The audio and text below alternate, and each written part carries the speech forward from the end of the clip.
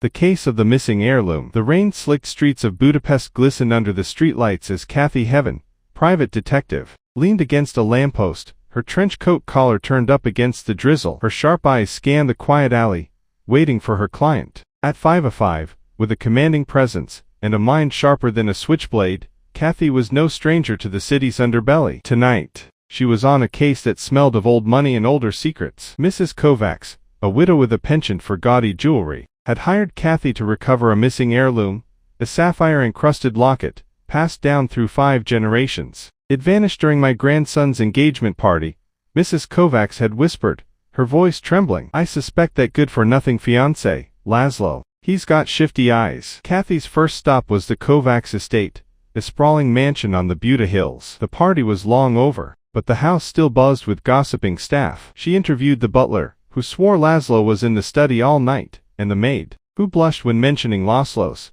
charming smile. Cathy's instincts tingled. Someone was lying. She tailed Laszlo to a seedy pawnshop, in District VII. Hidden in the shadows, she watched him slip a velvet pouch to the shopkeeper. Her pulse quickened. Moving silently, she slipped inside after Laszlo left, charming the shopkeeper with a smile and a €50 note. The pouch held the locket, its sapphires glinting like captured stars. But Cathy wasn't done. Back at her office, a cramped room above a bakery, she dug into Laszlo's past. A quick call to an old contact revealed he was drowning in gambling debts. The locket was his ticket out, but why risk stealing it so openly? Something didn't add up. Cathy confronted Laszlo at his apartment, a dingy flat reeking of cheap cologne. "You're in deep, Laszlo," she said, tossing the locket onto his coffee table. His face paled. "Talk, or I call Mrs. Kovacs," he cracked, admitting he stole it to settle a debt, but swore the plan came from the maid, Ilona, who wanted revenge on Mrs. Kovacs for years of mistreatment. Cathy tracked down Ilona, who confessed tearfully. "She treated me like dirt," Ilona spat. "I just wanted her to feel loss." Cathy nodded,